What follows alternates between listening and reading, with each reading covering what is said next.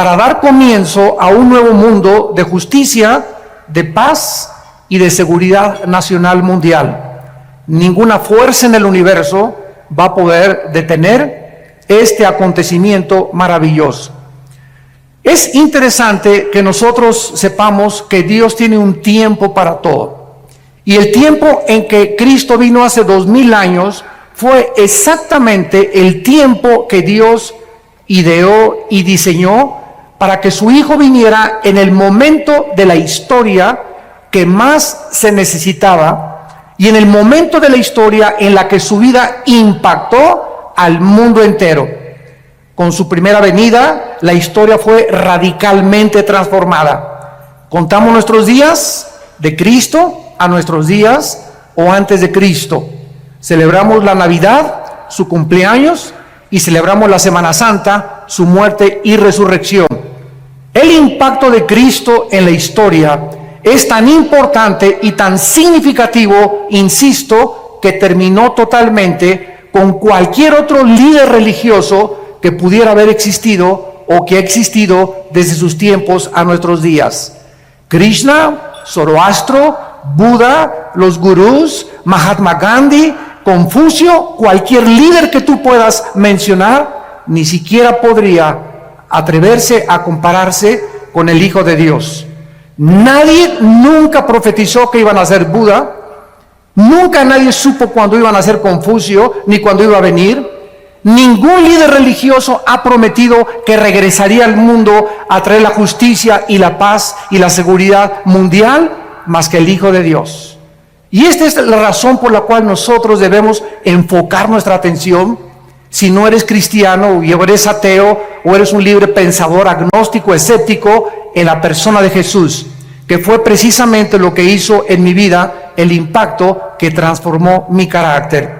En el libro de Gálatas capítulo 4, versículo 4, la Biblia dice que cuando vino el cumplimiento del tiempo de Dios, Dios diseñó que llegara Cristo hace 2000 años. Dios envió a su Hijo, nacido de mujer y bajo la ley, para que nos redimiera a los que estábamos bajo la ley, a fin de que recibiéramos la adopción de ser hijos de Dios.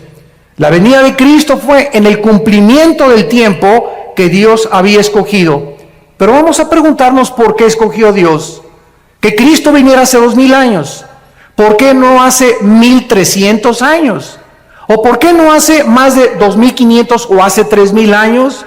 Y aquí es donde encontramos la sabiduría de Dios en la Biblia. En primer lugar, Dios escogió que viniera Cristo en su primera venida hace 2000 años porque el Imperio Romano comenzó a abrir por primera vez en la historia carreteras, caminos por todos lados en Europa. De ahí viene la famosa frase, todos los caminos llevan a Roma.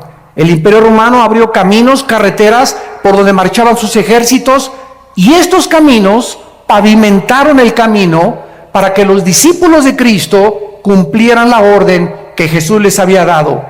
Vayan a todas las naciones y prediquen este evangelio y hagan discípulos de todos los seres humanos. Toda potestad me es dada en el cielo y en la tierra. No tengan miedo de los hombres. He aquí yo estoy con ustedes todos los días hasta el fin del mundo. Estos nuevos caminos proporcionaron a los discípulos de Cristo la ventaja de viajar por toda Europa, África, el Medio Oriente y poder llevar estas buenas noticias al mundo entero. En segundo lugar, porque hace 2000 años existía la Pax Romana, que existió durante el tiempo de Cristo. Fue como un paréntesis de todas las guerras continuas que habían prevalecido anteriormente. Este factor también les benefició a los discípulos de Cristo para que fueran por todas las naciones sin ningún problema. En tercer lugar, el lenguaje y la cultura helénica. Cuando los ejércitos de Alejandro el Magno marcharon para conquistar el mundo, todos los filósofos griegos influenciaron de tal manera al mundo antiguo que el mundo antiguo adoptó y asimiló el lenguaje del griego. que se llamaba el griego koiné o la cultura helénica. Como consecuencia, cuando Cristo vino, el mundo entero hablaba el griego y dominaba el helenismo. Esta igualdad de lenguaje y filosofía, al igual que los caminos que abrió Roma, pudieron prevalecer para poder llevar el evangelio y que no tuvieran absolutamente ningún problema en poder difundir las noticias de la salvación en Cristo Jesús. Pero en cuarto lugar, lo más importante por lo cual Dios envió hace 2000 años a Cristo al mundo fue por el gran vacío que existía en la humanidad, que se vuelve a repetir exactamente 2000 años después, en la época, en el siglo XXI en que estamos viviendo. Las diversas y los cientos de religiones que había en tiempos de Cristo, con los miles de dioses de los griegos paganos, no pudieron nunca satisfacer ni a poder llenar el hambre de la humanidad de aquellos tiempos. Además, la inmoralidad, el paganismo, la idolatría, la depravación sexual, las filosofías griegas no pudieron satisfacer las necesidades más profundas del alma humana. En su primer carta a los Corintios, el apóstol Pablo lo escribe de esta manera en el versículo 1, versículos 18 en adelante. Y Cristo se dirige a los griegos, a los filósofos, aquellos que nadie ha podido comparar en 2000 años, los que se la pasaban interpretando el mundo, mientras Jesús venía a cambiar el mundo. Y dice el apóstol Pablo, porque la palabra de la cruz es locura a los que se pierden. Los griegos decían, ¿cómo puede el Hijo de Dios dejarse matar? Nuestros dioses Zeus, nuestros dioses titanes y todos los grandes de la mitología griega son dioses poderosos. Un Dios nunca permitiría que mataran a su Hijo. Fue locura para los griegos, para la sabiduría humana, que Jesús muriera crucificado. Pero para los que se salvan, dice el apóstol Pablo, a nosotros es poder de Dios. ¿Qué hizo Dios hace 2000 años? Destruyó la sabiduría de los sabios y desechó el entendimiento de los entendidos.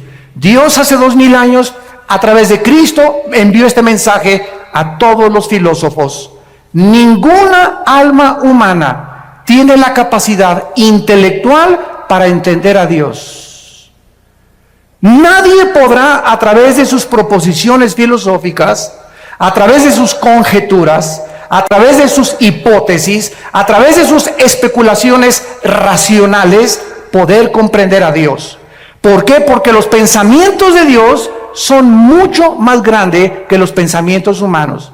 Y los caminos de Dios, la forma como Dios actúa, es mucho más grande y diferente a como nosotros creemos que Él debería de caminar. Entonces, para que podamos alcanzar los pensamientos de Dios a través de nuestro intelecto, jamás lo hubiéramos podido lograr. ¿Qué hizo Dios? Envió del cielo a su Hijo a este mundo. Y Cristo nos trajo a este mundo los pensamientos de su Padre.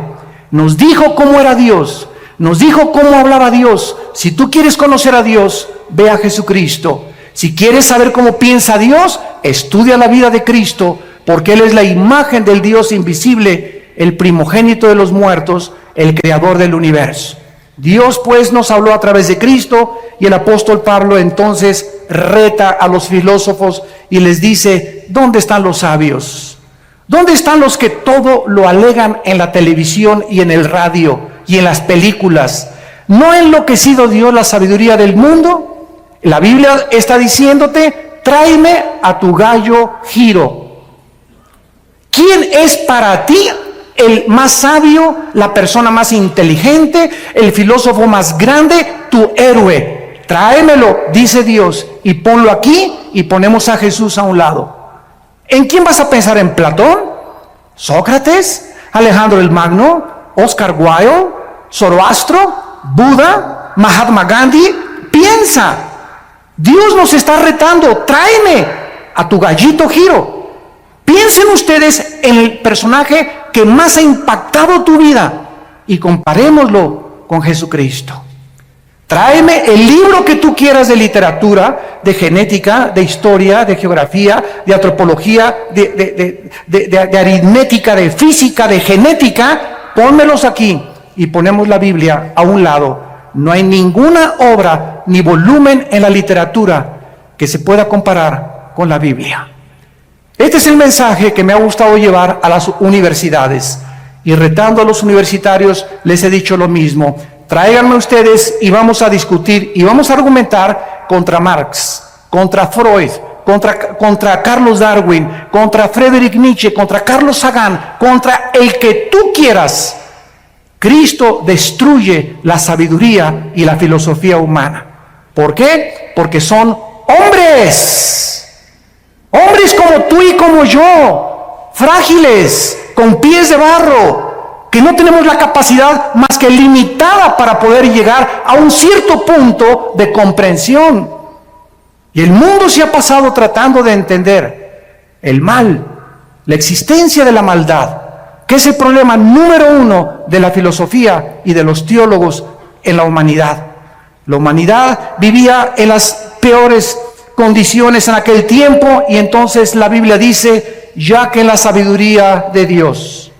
El mundo no conoció a Dios mediante la sabiduría, ni de Platón, ni de los griegos, ni de Sócrates, ni de Carlos Marx, ni de ningún hombre puede darnos el conocimiento de Dios. Agradó a Dios salvar a los creyentes por la locura de la predicación. Dios escoge un mensaje que es locura al intelecto humano. Y el mensaje es este: cree en Jesucristo, lo que Él hizo en la cruz del Calvario, invítalo a tu vida como tu Salvador y Dios te perdona tus pecados, pasados, presentes y futuros. Recibes la eternidad en ese momento y en ese momento el intelecto humano comienza a luchar. No puede ser tan fácil. Yo tengo que irme de rodillas a la villa, tengo que hacer algunas obras, tengo que hacer esto y el otro, tengo que hacer 5 asilos, tengo que construir 10 orfanatorios, tengo que hacer algo para poder entrar al cielo. Dios dice, mis pensamientos no son tus pensamientos, sométete a mis términos, la salvación es por gracia, no es por obras. Y este mensaje contradice todas las religiones, porque todas las religiones sin excepción enseñan que debemos hacer algo. Claro que después de recibir a Cristo tenemos que manifestar de que somos cristianos con las buenas obras, pero nuestras buenas obras no son el medio para salvarnos, son solamente un punto intermedio entre la salvación y lo que Dios dijo en su palabra. O sea, no es las obras lo que nos salva, sino el fruto de nuestra salvación. No nos portamos bien para irnos al cielo, nos portamos bien porque tenemos a Cristo y lo tenemos que demostrar por la forma en que vivimos. Fue entonces, en este tiempo, que el Dios Todopoderoso, el Creador del universo, envió a su Hijo al mundo, se vistió de carne, de hueso y de sangre y nos trae este mensaje: de tal manera los ama mi Padre, de tal manera los ama Dios, que me ha enviado a mí al mundo a morir en una cruz por ustedes, para que cualquiera de ustedes que me escuche en este momento no se pierda, mas tenga la vida eterna. Mas Dios mi Padre muestra su amor a ustedes en que siendo pecadores yo voy a morir en tu lugar y en mi lugar en una cruz, para que toda la gloria de la salvación tuya y mi salvación no sea para ti, para que nadie llegue al cielo y le diga: Pedro, dame chance de entrar, por favor. Y Pedro te contesta: ¿y por qué te voy a dar chance de entrar? Es que hice 10 orfanatorios, 5 asilos, me fui a la villa de rodillas, fui una buena persona, fui fiel, etcétera, etcétera, y te va a dar una patada a Pedro y te va a aventar hacia abajo. Porque nadie va a entrar al cielo por sus buenas obras, sino por la sangre derramada en una cruz.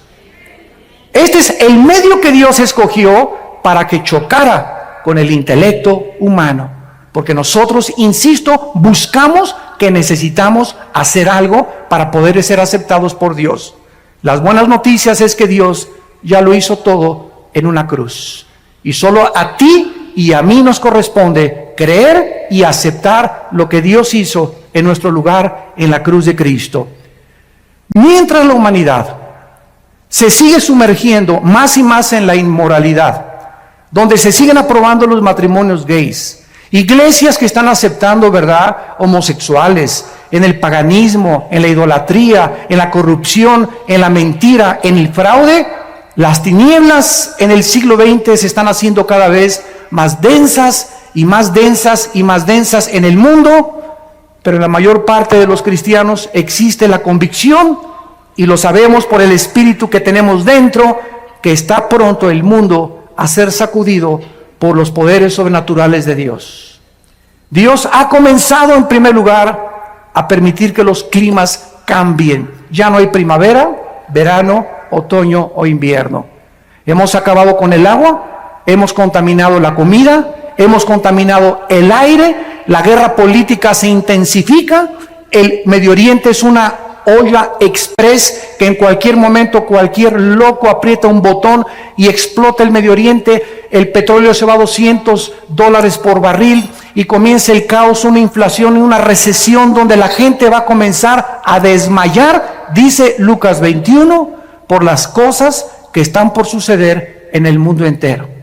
Y en medio de estas tinieblas y de esta confusión existe la voz de aquel que dijo: mi paz les dejo, mi paz les doy. No tengan miedo. Mientras el mundo esté confundido, ustedes saben que yo soy el buen pastor, que di mi vida por ustedes y que nunca, nunca, nunca nada les va a faltar. Para nosotros el morir es ganancia. Lo peor que nos pudiera suceder es morir en un terremoto, en un tsunami, una erupción volcánica, un avionazo. De algo tenemos que morir. Y cuando muramos, seremos librados de este cuerpo corrupto y nuestra alma y nuestro espíritu será libre de esta prisión donde se encuentra actualmente y temporalmente, para estar en la presencia por todos los siglos de los siglos enfrente del Creador. Cristo en Mateo 24 explicó las señales antes de su venida. Porque vendrán muchos en mi nombre, versículo 5, diciendo: yo soy el Cristo, y a muchos engañarán. ¿Cuántas personas conoces hace 2000 años a nuestros días que han dicho: yo soy el Cristo?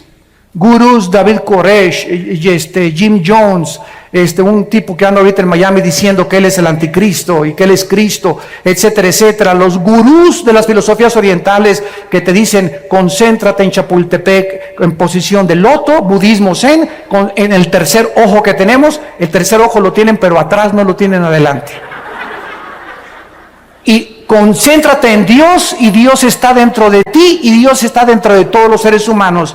¿De dónde salió esta filosofía? Esta filosofía salió de los hombres, no de la Biblia.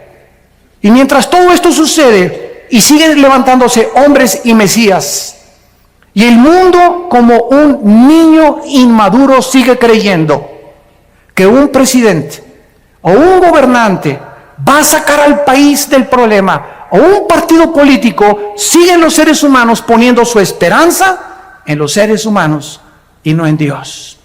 Y la Biblia dice: maldito el que confía en el hombre y pone por carne su brazo.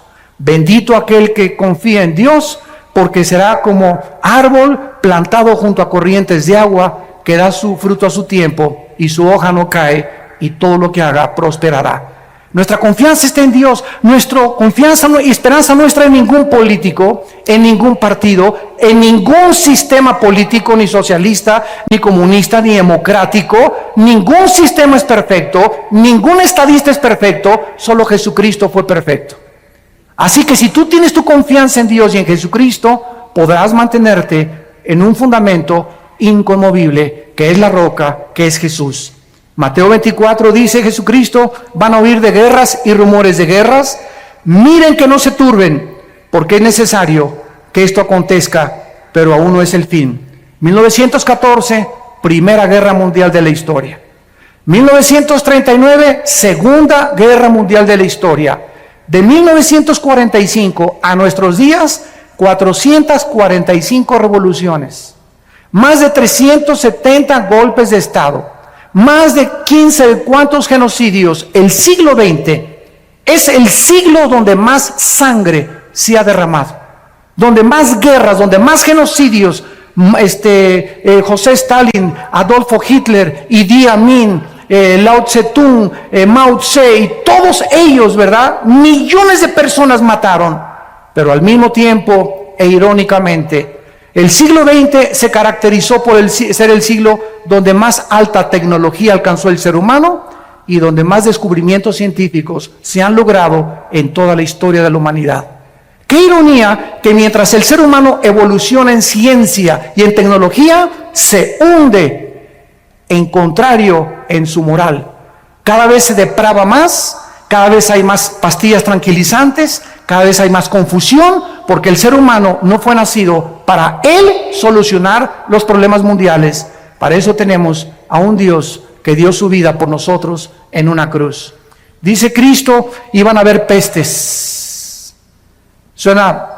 Te sonó la campana, ¿verdad?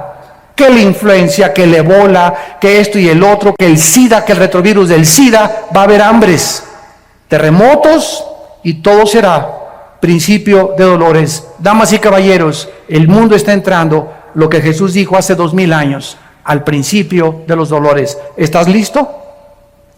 Esto no es una coincidencia que hayas venido esta mañana a este desayuno. Dios te ama y Él quiere que tú te detengas y que pienses y reflexiones que la vida es mucho más que el sexo, que es mucho más que el alcohol y que las drogas, es mucho más que el dinero y es mucho más que la popularidad y la fama que puedas tener. Todas esas cosas te van a dejar vacío y te van a dejar insaciable, porque de esa agua volverás a tener sed, pero el agua que yo te doy, dice Jesucristo, será una fuente que salte dentro de ti para vida eterna, porque fuimos creados para Dios, y mientras nuestra alma no regrese a Dios, nada en esta vida nos podrá satisfacer, dijo Cristo. Y entonces muchos tropezarán entonces y se van a entregar unos a otros, y unos a otros se aborrecerán. Dios dice que antes de que Él venga, el carácter del ser humano se va a deteriorar.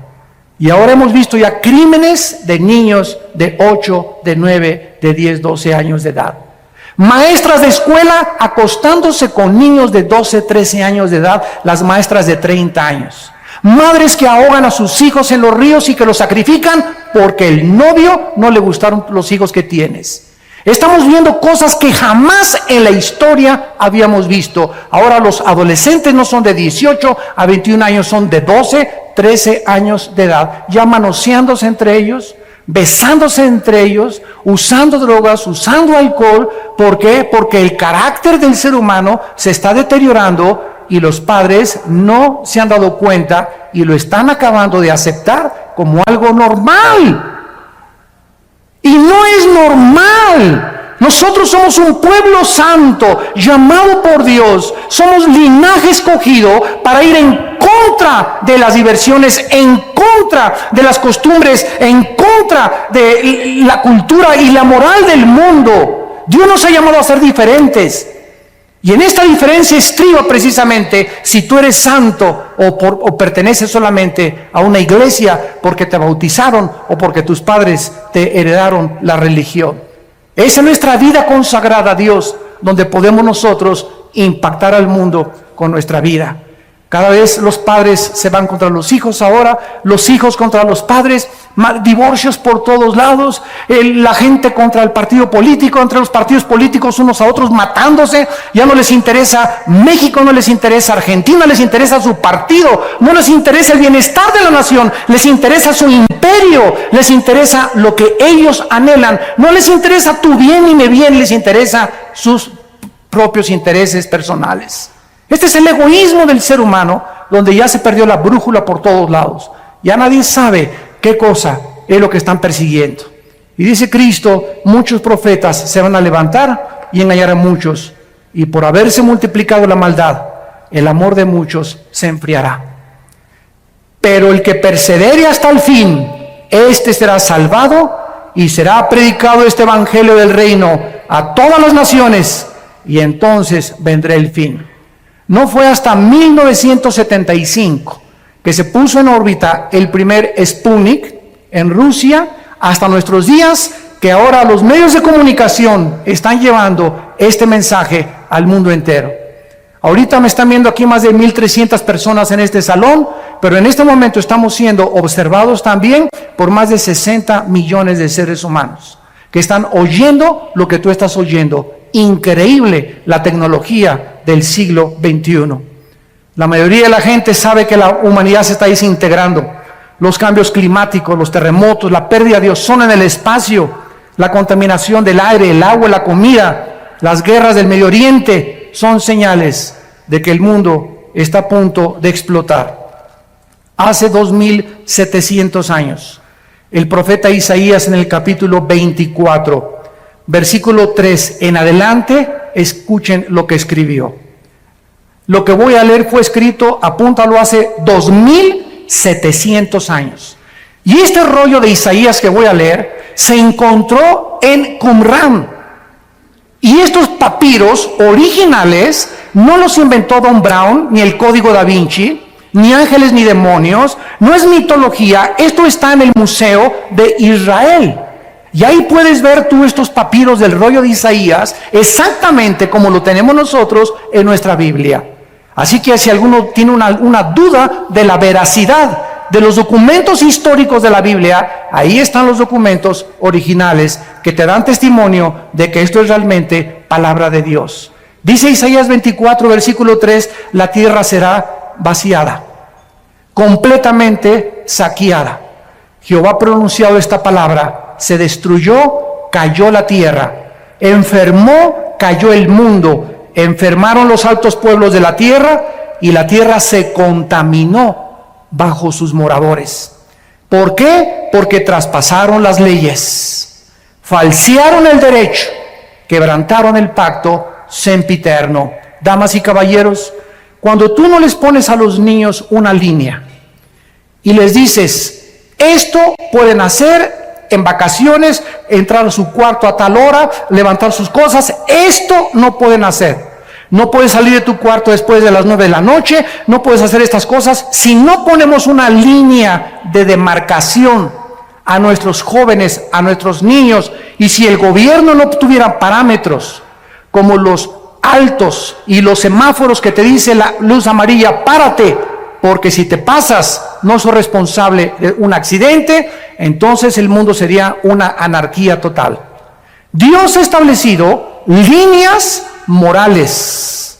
La moralidad no la puede legislar un gobierno, porque hay gobiernos que permiten las drogas, que quieren legislar las drogas, hay otros que permiten la homosexualidad, así que el gobierno no puede tener la moral absoluta. Solo Dios, nuestro Creador, nos puede decir, estas son las líneas de demarcación. Y Dios en la Biblia ha establecido que el matrimonio sea entre un hombre y una mujer. No entre Pepe ni Pancho, ni entre Lupita ni Carmelita. Dios le trajo una mujer a Adán para que los dos pudieran interrelacionarse con órganos reproductores sexuales diferentes, para que pudiéramos ser colaboradores con Dios entre seres humanos. ¿Qué ha dicho el hombre? Dice la Biblia, traspasaron las leyes. A mí no me importa lo que dice, a mí me importa ser feliz y no me importa lo que la cultura ni lo que la moral diga. Y los gobiernos, como son democráticos, ante la presión de los homosexuales y de los grupos degenerados, el gobierno no tiene más que legislar y decir, para poder comprar votos, pues vamos a legislar la inmoralidad y la homosexualidad. Hemos llegado a un punto donde hemos falseado el derecho, hemos quebrantado el pacto con Dios. Escúchenme muy bien, la humanidad nos estamos convirtiendo en animales. En animales.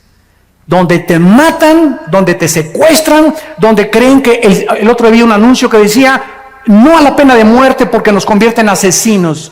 El partido que escribió eso no tiene el mínimo conocimiento de lo que significa la retribución y no la venganza.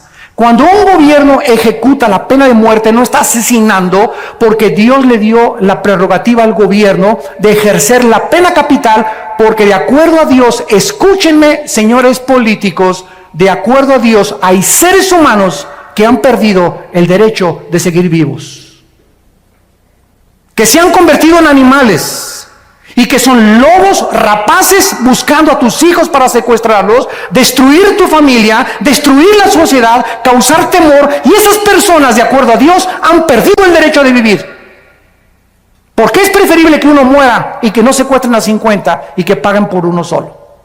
Esta es la filosofía y el pensamiento de Dios, no es el de nosotros. Pero nosotros entramos en una misericordia falsa. Ay, no, pobrecito. Todos los que han agarrado han dicho, prefiero que me maten a estar 75 años en la cárcel. ¿Qué cosa es lo que está sucediendo? Estamos perdiendo la brújula, donde ya nadie sabe si es bueno, si es malo, qué es mejor o qué no es mejor. ¿Por qué? Porque no son guiados por la Biblia, sino por los razonamientos y las filosofías de los seres humanos. El ser humano, dice la Biblia, va a llegar al nivel de los animales.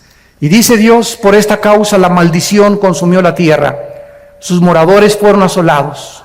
¿Será quebrantada la tierra? ¿Será removida como un borracho? ¿Se agravará sobre ella su pecado? Y nunca más se levantará, porque Jehová, el Dios del cielo, lo ha determinado. En todas estas cosas, la humanidad que se encuentra en un túnel donde nadie sabe dónde está la luz, dónde está la salida. Vamos a consultarle a los de la nueva era, vamos a consultarles a los gurús, vamos a consultarles a los ateos, vamos a consultarles a los adivinos, a la bola de cristal. Y Jesús dijo, yo soy el camino, la verdad y la vida. Hay un solo camino, damas y caballeros, que es Jesucristo. Dijo Jesús, yo soy la resurrección y la vida. Y quiero decirte que si tú en esta mañana vives, es precisamente porque yo quiero que tú vengas a morar conmigo eternamente en la casa de mi Padre.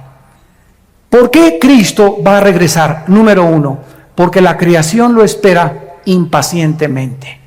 La creación ha sido contaminada con huracanes, tornados, lluvias, tormentas, erupciones volcánicas. ¿Por qué? ¿Ha existido esto siempre en la humanidad? Así es, desde que el primer hombre pecó en el huerto del Edén. Dios puso un planeta perfecto como administrador a una primer pareja y el hombre se rebeló contra Dios. Y Dios ha dejado esta rebelión continuar hasta el tiempo en que Él va a venir a poder acabar con la maldad. Y durante toda esta época de la historia ha entrado el proceso que la física llama la entropía, donde todo se descompone, todo se echa a perder, nuestras células comienzan a desgastar, todo se oxida. Esta es la ley de la entropía o de la corrupción de acuerdo a la teología bíblica.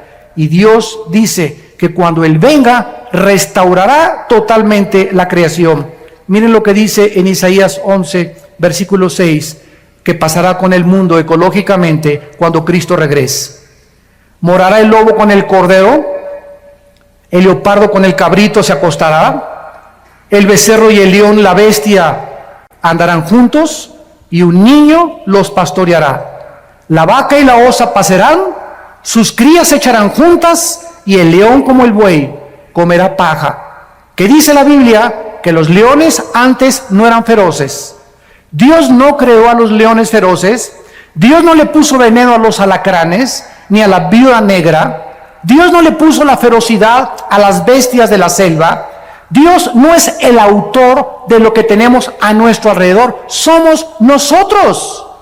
Cuando nosotros pecamos, inmediatamente se contaminó todo lo que estaba a nuestro alrededor. ¿Por qué? Porque el ser humano alejado de Dios no tenía el derecho de vivir en un mundo perfecto. El momento en que nosotros nos rebelamos contra Dios, me contamino a mí mismo, me comienzo a autodestruir, comienzo a destruir a mi esposa, comienzo a destruir a mis hijos, comienzo a lastimar a toda la gente a mi alrededor, porque el pecado es contagioso. Y si no entendemos esto, ¿por qué la Biblia aparta el pecado de la santidad? Nunca vamos a comprender la mente de Dios. Cuando tú pecas, estás escogiendo sufrir. Cada vez que tú pecas, vas a sufrir. Y vas a sufrir más allá de lo que tú creías que ibas a sufrir. El precio que vas a pagar va a ser más caro que el que pensabas que ibas a pagar. Y te irá peor de lo que pensaste que te iba a ir. El pecado trae consecuencias, porque la paga del pecado es la muerte. Y Jesús dijo que Él venía a pagar por el pecado humano. En segundo lugar, Cristo va a regresar porque nosotros lo estamos esperando. La Biblia dice por todos lados en el Nuevo Testamento que estemos orando y diciéndole al Padre, envíanos al Señor. Dice Tito capítulo 2, versículo 11 en adelante, porque la gracia de Dios se ha manifestado para salvación a todos los hombres, enseñándonos que renunciando a la impiedad y a los deseos mundanos, vivamos en este mundo sobria, justa y piadosamente, aguardando la esperanza bienaventurada y la manifestación gloriosa de nuestro gran Dios y Salvador Jesucristo. ¿Por qué me porto bien? ¿Por qué le tengo que ser fiel a mi esposa? ¿Por qué no quiero robar? ¿Por qué no quiero transar? ¿Por qué no quiero defraudar? ¿Por qué no quiero ver pornografía? Simplemente porque el que tiene esta esperanza se purifica a sí mismo. Si tú realmente crees que Cristo va a venir, tu vida tiene una perspectiva diferente a cómo vas a vivir. Porque si viene hoy en la tarde o viene la próxima media hora o hoy en la noche, tú vas a ser presentado y yo también, y no habrá nunca otra oportunidad para recuperar el tiempo que pudimos haber vivido en santidad. Por eso, amados santos, estar firmes y constantes, sabiendo que la obra en el Señor no es en vano. La Biblia dice que nosotros le esperamos, y yo te pregunto, ¿y tú a quién estás esperando? ¿Cuál es tu propósito para vivir? ¿Qué significado estás esperando que te dé lo que alcanzas en tu vida? Pregúntale a la gente, ¿qué es lo que tú esperas de la vida? Ser famoso, ser modelo, ser artista, ser cantante, y después, ¿qué vas a hacer? ¿Qué no sabes que te puedes morir a los 35 años de edad? A los 40 años de edad, a los 50 años de edad, que tu carrera política puede ser frustrada por una embolia, por un ataque al corazón, que tu belleza puede ser extinguida mañana por un cáncer de piel o por cualquier problema que te pueda suceder. Nuestra vida está en un hilo. No nos hagamos ilusiones de poner nuestras perspectivas en este mundo. Está bien que queramos distinguirnos y todo, pero para la gloria de Dios, no para nuestros propios intereses. Si tu esperanza no está en Cristo, no eres más que una pobre criatura, desventurada, pobre, desnuda y triste delante de Dios. Porque lo que le da significado a nuestra vida es esperar a Cristo. En tercer lugar, Cristo tiene que venir porque la justicia lo demanda legalmente. Si Dios es justo y Dios ama la justicia, cuando Él venga, tiene que castigar el pecado. La paga del pecado es la muerte. ¿Cuántas personas conoces tú que se han muerto sin ir a la cárcel? ¿Cuántas personas hay en la cárcel que deben estar afuera?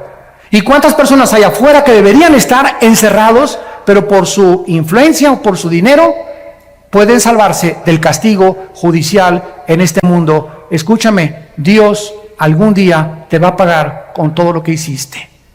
No hay ninguno de nosotros que se le pueda escapar a Dios en el día del juicio, por cuanto Dios ha establecido un día en el cual juzgará al mundo con justicia, dando testimonio a los hombres con haber levantado a su Hijo de entre los muertos. En cuarto lugar, Cristo va a regresar para cumplir las profecías que Él dijo acerca de su venida. En el capítulo 14 de Juan, antes de morir, el día antes, Jesús les dijo a sus discípulos: no se turbe vuestro corazón, creen en Dios, creen también en mí.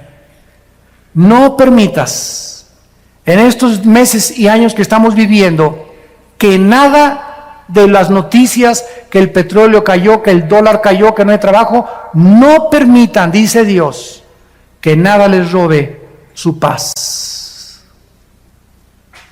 Lo que nos hace ser vencedores ante las circunstancias adversas del mundo es la paz de Dios.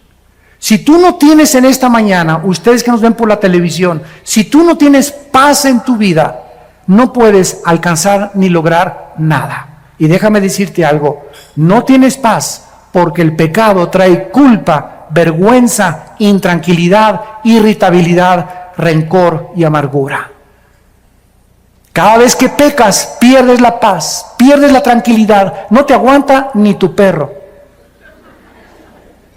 Pero cuando tenemos paz, somos gobernados por algo que sobrepasa el entendimiento, y que aunque podamos alrededor estar en medio de un huracán y de un tornado, sabemos que nuestras vidas están totalmente en las manos de aquel que dio su vida por nosotros en una cruz. Cristo dijo: en la casa de mi Padre muchas moradas hay. Si así no fuera, yo os lo hubiera dicho. Voy a preparar lugar para ustedes, para que si yo me fuere, vendré otra vez y los tomaré a mí mismo, para que donde yo estoy, ustedes también estén. Y ustedes saben a dónde voy y sabéis el camino. Tomás le dijo: no sabemos dónde vas. ¿Cómo podemos saber el camino? Jesús le dijo: yo soy el camino. Yo soy la verdad y yo soy la vida. Nadie viene al Padre si no es por mí. Cuando yo leí esto hace 33 años, fue lo que hizo que mi vida fuera consagrada a Dios. Cuando yo leí esto, ya había estudiado yo las religiones, Buda, había pertenecido al Partido Comunista, quería ser gurú, me quería el Himalaya, me quería rapar como los Hare Krishna, quería experimentar con las drogas, con la marihuana, con el LSD, etcétera, etcétera. Y cuando yo me enfrento con estas palabras de este hombre, caí en ese momento. Eran las 1:30 de la madrugada en mi casa, bañado en lágrimas. Por fin descubría a alguien que me decía: no puede que, quizá, chance y, a lo mejor, me encontraba con alguien que me decía: yo soy el camino. No hay ningún otro camino, Armando, me decía Jesús, más que yo. Cualquier otro camino en el que tú te encuentres es un camino que conduce a la muerte. Yo soy el camino por donde tú debes andar. Agárrate de mi mano, dice Jesús, y vas a caminar conmigo y vas a tener vida y vida en abundancia. Y además, cuando mueras, vas a seguir siendo pastoreado por toda la eternidad por mi Padre. Cristo viene para cumplir sus promesas que Él nos ha hecho. Y terminamos viendo los contrastes entre la primera y la segunda venida de Jesucristo. En la primera venida de Jesucristo, Él vino a quitarse el trono, la corona, los vestidos reales, y bajó a un mundo de pordioseros. Bajó a un basurero que es el planeta Tierra. Y estando en la condición de hombre, no invitó a su nacimiento al Chadirán, ni a la Pompidou, ni a los Richelieu. No inventó a la clase media alta, ni a los políticos, ni a los encumbrados. Cuando Él nació, imagínate esto, el creador del universo nace en un pesebre. ¿Qué nos dice esto? Que Dios es un Dios humilde. Y que ese carácter de Dios lo debemos llevar nosotros en nuestra alma. Inmediatamente la humildad se refleja en los que siguen a Jesucristo de todo corazón. Y lo contrario es la pomposidad, la vanidad, la altanería, la soberbia, el orgullo que gobierna a los seres humanos. El desprecio por las clases marginadas, el creerse que por ser socialmente más educado o tener mejor coche o mejor color de piel o mejor esto, inmediatamente lo notamos en aquellas personas que no conocen al Hijo de Dios. Cuando Cristo venga, vendrá con toda su gloria, con toda su potestad, con todo su reino para gobernar para siempre. Dice Mateo 24:29, e inmediatamente después de la tribulación, el sol se oscurecerá, la luna no dará su resplandor, las estrellas caerán del cielo y las potencias de los cielos serán conmovidas, y entonces aparecerá la señal del Hijo del Hombre en el cielo, y entonces lamentarán todas las tribus de la tierra y verán al Hijo del Hombre viniendo sobre las nubes del cielo con gran poder y con gran gloria. Vino como un siervo. Cuando Él venga, viene a reinar sobre nosotros. En segundo lugar, vino como un cordero en su primera venida. Cuando estaban sus enemigos, no abrió su boca. Pilato le dijo: defiéndete. ¿Qué no sabes que tengo poder para crucificarte o para soltarte? Cristo sabía que su vida no dependía de un gobernador. Y le contestó a Pilato y le dijo: ninguna autoridad tendrías si no te fuera dada del cielo. Él vino a entregarse como un cordero, pero cuando Él regrese, vendrá como el león de la tribu de Judá. a juzgar a los vivos y a los muertos. En su primera venida fue juzgado.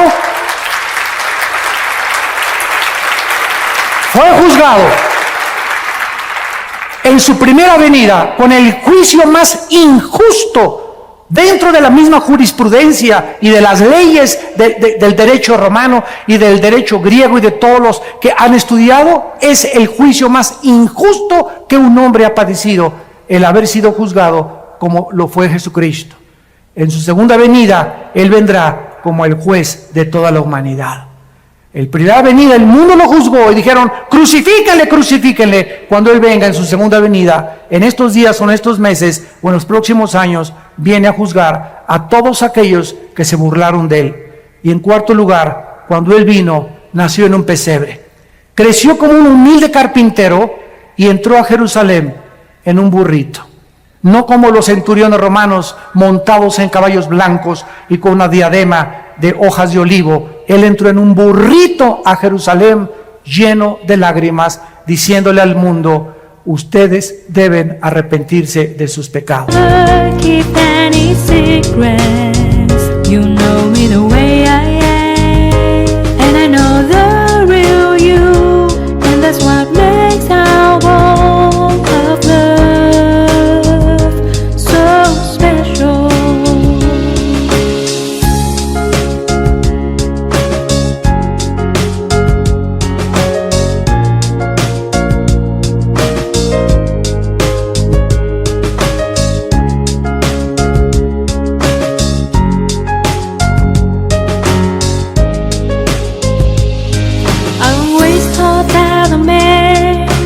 Fall in love with, couldn't so be my best friend. I am glad that it's so it is.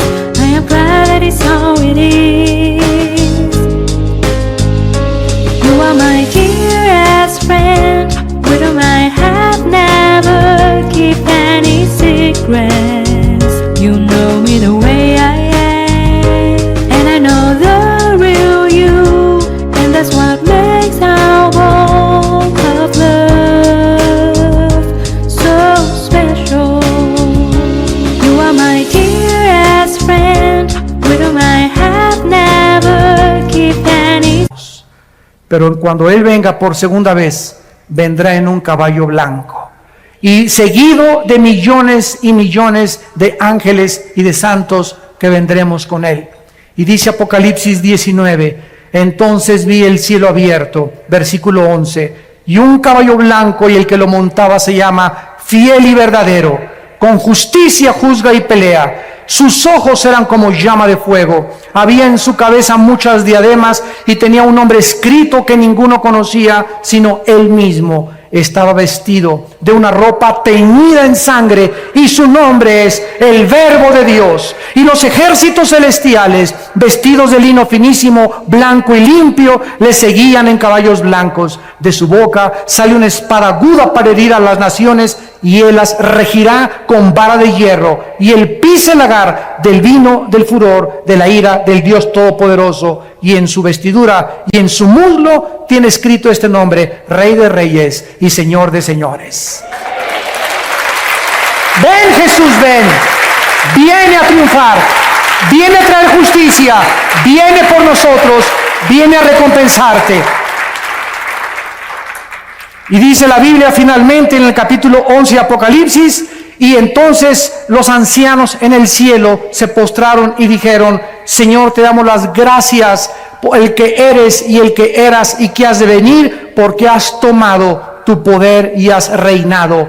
Y se airaron las naciones, y tu ira ha venido, y el tiempo de juzgar a los muertos y de darle el galardón a tus siervos, los profetas, a los santos y a los que temen tu nombre, pequeños y grandes, y destruir a los que destruyen la tierra.